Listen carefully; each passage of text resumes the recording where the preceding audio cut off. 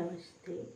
आज म पुनः एउटा भिडियो लिएर तपाईहरुको माझमा आइरहेको छु। सबभन्दा प्रथम त 19 गते आउन गइरहेको एसीका सम्पूर्ण भाइ बहिनीहरूलाई म चाहिँ उनको परीक्षा चाहिँ एकदम राम्रोसँग सफल होस् भन्ने शुभकामना पनि व्यक्त गर्दछु। र एसीकै टार्गेट गरेर एसीमा नेपाली व्याकरण सम्बन्धित समस्याहरू समाधान गर्ने उद्देश्य लिएर नि मैले आजको यो भिडियोलाई प्रस्तुत गर्न गइराखेको छु। भाइ बहिनीहरूलाई चाहिँ एउटा प्रश्न पद वर्ग छुट्याऊ भन्ने पनि आउँछन् र पद वर्ग अन्तर्गत उसलाई 9 प्रकारको चाहिँ पदका जो किसिम हुन्छन् त्यस अन्तर्गत ती शब्दहरूलाई पहिचान गर्नुपर्ने हुन्छन्। त्यस अन्तर्गत चाहिँ मैले आजको यो भिडियोमा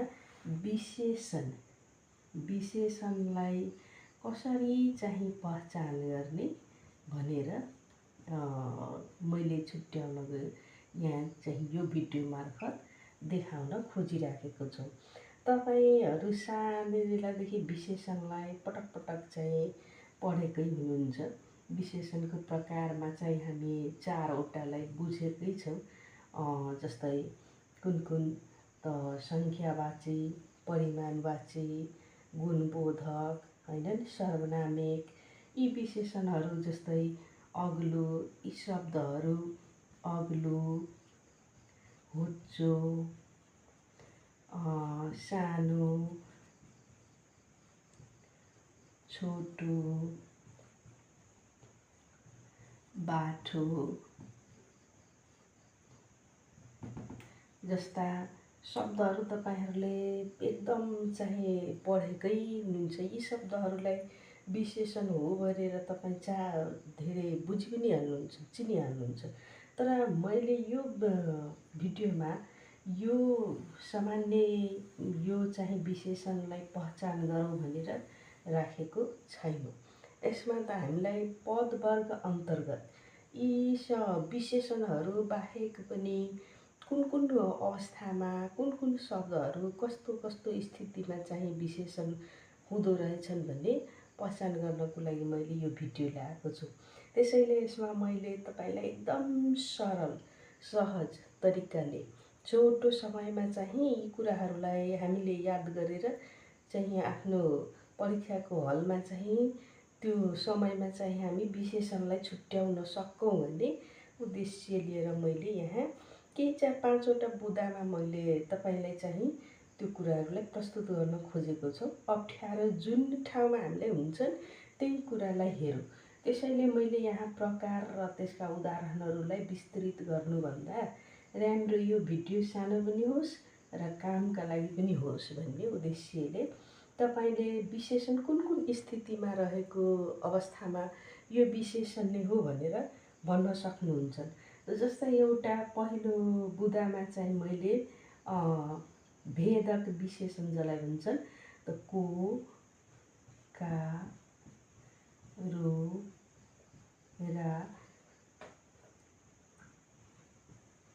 नो, ना, नि लागेका शब्द पनि तपाईको के हुन्छ भने विशेषण हुन्छ। त्यसै गरेर अर्को कस्तो ने जस्तै उदाहरण स्वरूप जान्ने यी शब्द आयो भने पनि यो विशेषण नै हो भनेर बोध गर्नुहोस्। त्यसै गरेर तपाईको विभिन्न प्रत्ययहरू लागेको अवस्थामा पनि के हुन्छन् त विशेषण हुन्छन्। जस्तै दो यो चाहिँ प्रत्यय छ जोडेको शब्दमा आहा, त्यसै गरेर वा, त्यसै गरेर अक्कड,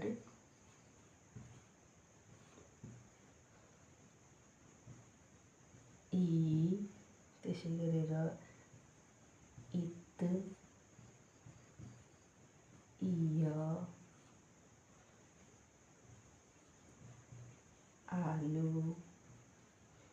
त्यसै गरेर दे, त्यसै गरेर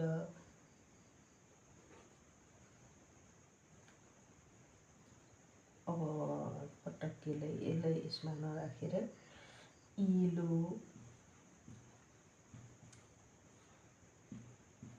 इक,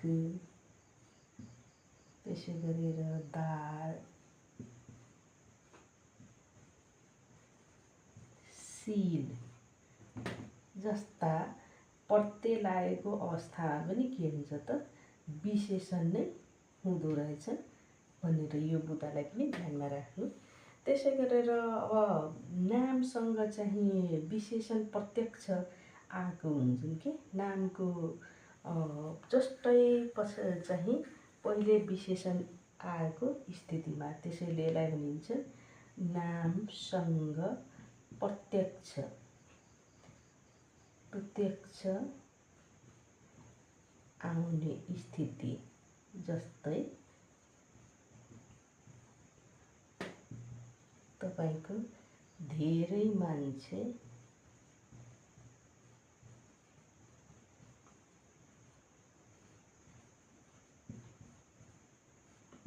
आए। अब यो शब्दमा हेरिदिनुहोस् त्यो के छ त त्यही हो।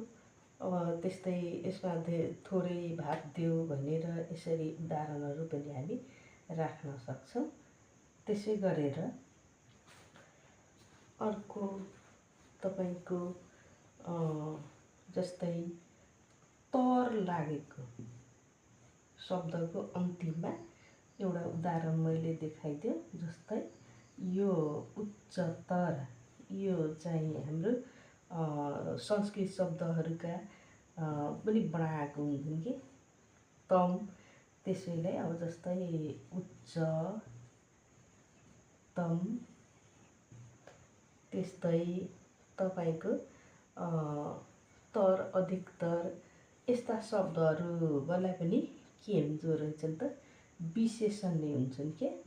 त्यसै गरेर तपाईको एकको प्रत्यय लागेको एउटा अझै एकको प्रत्यय जोडेको छ भने पनि अवस्था हुन्छ। जस्तै उदाहरण भन्नको लागि के भने उसले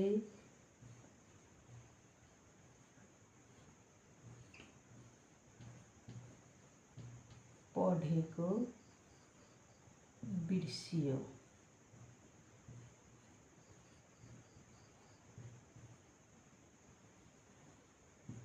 अब यहाँ पढेको विशेषण शब्द हुँदो रहेछ क्या। त्यसै गरेर तपाईको अझै पनि एउटा अझै या महत्त्वपूर्ण जान्ने कुरामध्ये चाहिँ एउटा अझै बुदालाई यहाँ राख्दछु। जस्तै के हुन्छ भने नेपालीमा अब पद विचलनका कुराहरू पनि आउँदो रहेछन्। त्यसले त झन्डै हामीलाई समस्या ल्याएको हुन्छ। देखा चाहिँ के हुन्छ नाम तर काम चाहिँ विशेषण, नाम चाहिँ विशेषणको रूपमा आएको स्थितिमा पनि हुन नाम हुन्छ तर उसले विशेषणको काम गरिराखेको अवस्थामा पनि हामीलाई बोध गर्नुपर्छ नि यो चाहिँ विशेषण हो त। जस्तै काम गर्ने मा अब तपाईँले के भन्नु भने जस्तै थापा दाई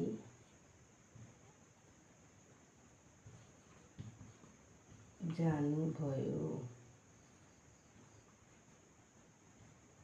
अब यो शब्दमा थापा चाहिँ नामको रूपमा आउँदा पनि यो के छन् त विशेषणको काम गरेको रहेछन् के। त्यस्तै भानिज भाइ, उदाहरण स्वरूप तपाईँ अर्को भानिज भाइ, बिजुली बत्ती,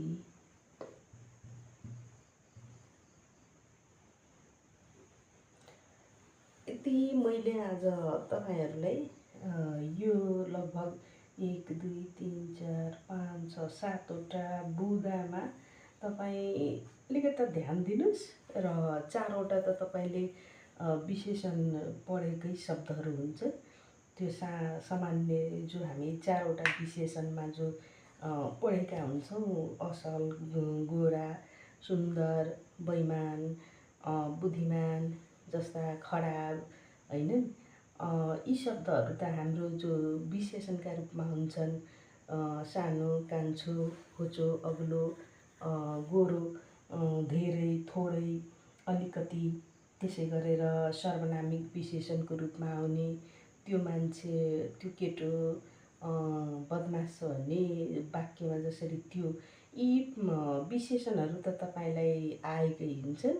मैले खास गरेर तपाईँलाई चाहिँ पदवर्गमा छुट्याउँदाखेरि चाहिँ त्यो अलावा पनि कुन कुन स्थितिमा आउँदो रहेछ, कुन कुन शब्दहरू चाहिँ विशेषण नै हुन्छन् भन्ने जानकारी गराउनको लागि र कम समयमा तपाईँको भिडियो, किनभने यसलाई चाहिँ तपाईँहरू अब हतारको कारणले भिडियो हेर्दा पनि कति सानो भिडियो होस् भन्ने धारणा राखेर मैले यो 5-7वटा बुँदा तपाईँलाई कमसे यति याद रह्यो भने तपाईँको परीक्षाहरूमा चाहिँ पदवर्ग छुट्याउनु कुनै गाह्रो चाहिँ पर्दैन भनेर उद्देश्य लिएर यो आजको भिडियो तपाईँलाई प्रस्तुत गरिराखेको छ र हेरिदिनु न है। यहाँ चाहिँ हामीले कुन कुन स्थितिमा यस्तो पहिलो बुँदामा के छ, दोस्रो बुँदामा यसरी नै गरेर यी अवस्थाहरू लागेको अवस्थामा हामीले विशेषण हुँदो रहेछ भन्ने जानकारी गराउँदै तपाईँ सम्पूर्ण एसीका भाइ बहिनीहरूलाई पुनः मैले एकचोटि अझै पनि सफलताको शुभकामना व्यक्त गर्दै तपाईँहरू नेपाली विषयमा एकदम चाहिँ राम्रो अङ्क ल्याएर पास हुनुहोस् भन्ने उद्देश्य के अरे शुभकामना व्यक्त गर्दै आजको भिडियोलाई म यहीँ समाप्त गर्दछु। धन्यवाद।